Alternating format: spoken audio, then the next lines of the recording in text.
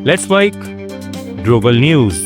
America के Tufts University के प्रतिष्ठित Fletcher School of Law and Diplomacy में कांग्रेस सांसद शशि थरूर ने भारत की पड़ोसी कूटनीति का एक प्रभावशाली उदाहरण पेश किया। उन्होंने बताया कि मालदीव्स में इंडिया आउट अभियान पर चुनाव जीतने वाले राष्ट्रपति मोहम्मद मुइज्जू के कार्यकाल में जब देश की राजधानी माले में डीसैलिनेशन प्लांट खराब हो गया और पीने के पानी का संकट खड़ा हो गया, तब भारत ने बिना किसी शर्त के विमानों से लाखों लीटर बोतल बंद पानी भेजकर संकट मोचन किया।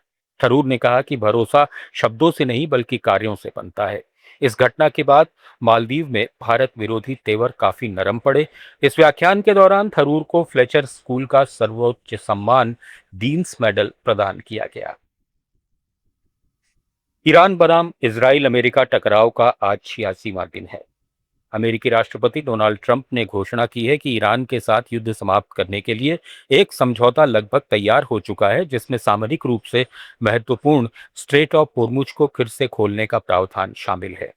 पाकिस्तान की मध्यस्थता में हुई बातचीत के बाद ट्रंप ने कहा कि क्षेत्रीय शक्तियों सऊदी अरब, यूएई, कतर, तुर्की, मिस्र, जॉर्डन और बहरीन के साथ चर्चा के बाद अंतिम विवरण जल्द घोषित किए जाएंगे।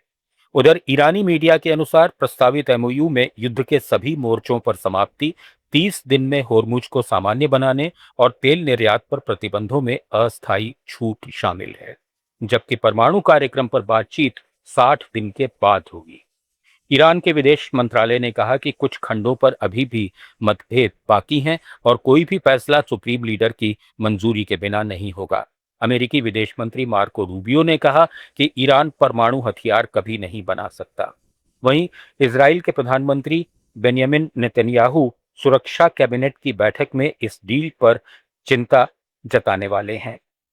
ब्रिटेन के प्रधानमंत्री कीर स्टारमर ने प्रगति का स्वागत किया है। दोनों पक्षों में अविश्वास बरकरार है, लेकिन डिप्लोमेसी से क्षेत्र में तनाव कम होने की उम्मीद बढ़ गई है। अमेरिका की राजधानी वॉशिंगटन डीसी में व्हाइट हाउस के पास शनिवार देर रात फायरिंग से हड़कंप मच गया। रिपोर्ट्स के मुताबिक 21 साल के नासिर वेस्ट नाम के युवक ने सीक्रेट सर्विस चेक पॉइंट पर करीब 30 राउंड फायरिंग की। उस वक्त राष्ट्रपति ट्रंप व्हाइट हाउस के अंदर मौजूद थे। सीक्रेट सर्विस की जवाबी कार्रवाई में हमलावर घायल हुआ, जिसे अस्पताल ले जाया गया, जहां उसकी मौत हो गई। गोलीबारी में एक आम नागरिक भी घायल हुआ है, जिसकी हालत गंभीर बताई जा रही है। मीडिया रिपोर्ट्स के मुताबिक आरोपी पहले भी व्हाइट हाउस के आसपास संदिग्ध हालत में देखा गया था और खुद को आज का जीसस बताता था। घटना के बाद पूरे इलाके में करीब 40 मिनट तक लॉकडाउन जैसी स्थिति रही। एफबीआई, सीक्रेट सर्विस और दूसरी एजेंसियां मामले की जांच में जुटी हैं। पाकिस्तान के बलूचिस्तान प्रांत के क्वेटा शहर में बड़ा आत्मघाती हमला हुआ। चमन फाटक के पास रेलवे ट्रैक के नजदीक हुए इस धमाके की चपेट में जापर एक्सप्रेस आ गई। विस्फोट इतना जबरदस्त था कि ट्रेन के कई डिब्बे पटरी से उतर गए और आसपास अफरा तफरी मच गई। अधिकारियों के मुताबिक इस हमले में करीब 30 लोगों की मौत हुई है, जबकि 80 से ज्यादा घायल बताए जा रहे हैं। धमाके के बाद इलाके में आग लग गई, जिसके बाद फायर ब्रिगेड, पुलिस और सुरक्षा बल मौके पर पहुंचे और राहत और बचाव अभियान चलाया गया। फिलहाल किसी संगठन ने हमले की जिम्मेदारी नहीं ली है, लेकिन सुरक्षा एजेंसियां इसे आतंकी हमला मानकर जांच कर रही हैं। बता दें कि जापर एक्सप्रेस पहले भी कई बार बलूचिस्तान में आतंकियों के निशाने पर रह चुकी है।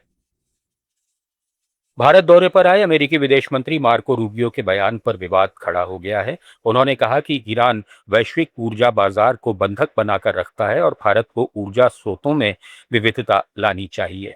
इस बयान के बाद ईरान स्थित भारतीय दूतावास ने सख्त प्रतिक्रिया दी और आरोपों को पूरी तरह खारिज कर दिया। ईरान ने कहा कि असली समस्या उसके तेल निर्यात पर लगे अमेरिकी प्रतिबंध हैं, जो अवैध और अन्यायपूर्ण है। ईरान ने यह भी दावा किया कि ये प्रतिबंध उसकी जनता को दवाओं और जरूरी सुविधाओं से वंचित कर रहे हैं। साथ ही ईरान ने दोहराया कि उसका परमाणु कार्यक्रम पूरी तरह शांतिपूर्ण है और आईएईए की निगरानी में है। ग्लोबल न्यूज में फिलहाल इतना ही। जुड़े रहिए लेट्स माइक के साथ। आप सुन रहे थे let's mic more than radio. Follow कीजिए हमें हमारे सोशल मीडिया प्लेटफॉर्म्स पर।